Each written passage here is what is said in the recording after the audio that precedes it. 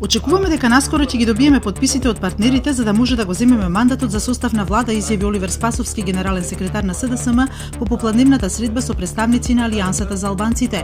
Тој рече дека се уште разговараат за приближување и затворање на сите предлози и принципи во однос на законот за јазиците. Основниот суд Скопје 1 прераспредели десетина судии кои работеа на кривична материја во одделението за прекршоци.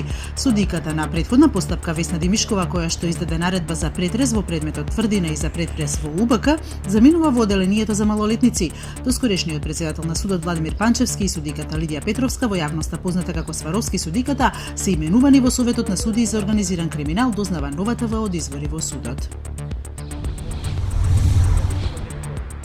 Кривичниот суд од Скопје по написите за прераспределбите на суди објави соопштение на својата веб страница во кое, наместо одговорите кои новинарите цел ден се обидуваат да ги добијат од судот, се содржат квалификации и напади врз медиумите кои прашувале. Судот на крајот на соопштението изразува зачуденост зошто оваа редовна работа на судот воопшто би било вест.